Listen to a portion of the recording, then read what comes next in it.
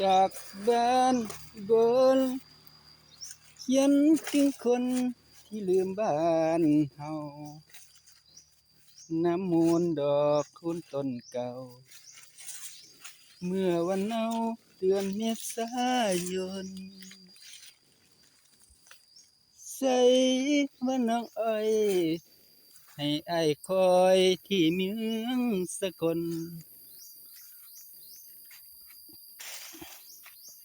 ผ่านหน้าแรงหน้าฝนหนุ่ม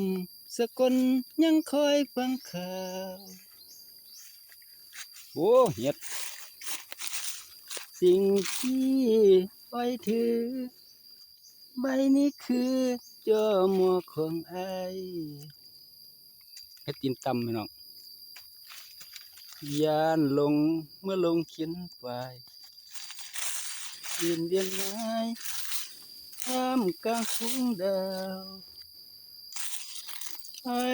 ทิ้งทองฟุ้งลืมตาลุงอีสานบ้านเฮาผ่านหน้าร้อนหน้าหนาวแต่ข่าวน้องอ้อยไม่มีบ้านอุบลทุกคนยังคอยอ้อยกลับไอ้ก็รอรับการกลับอ้อยทุกนาทีแม่ดอกกระยอมหอมเมืองฟ้าธานีเดือนห้าปีนี้ยังบ่มีข่าวของน้องอ้อยอย่าลืมไอ้เลยเขาเคยสาบานกันก่อน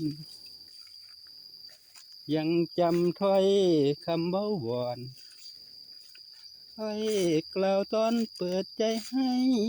คอยพบจอมอไออ่านมือใดอย่าหลงมัวลอยตอบไม่มากก็น้อยได้สิคอยที่เมืองสกลหาเห็ดพี่น้องเอ้ยได้แล้ว3 ดอกเห็ดตีนตำกับเห็ดไข่นะครับเนาะเดี๋ยวเลาะไปเรื่อยๆนะครับบางที่อาจจะพอหลายตัวนี้นะครับเนาะขอบคุณสำหรับการรับชมเด้อน้องครับ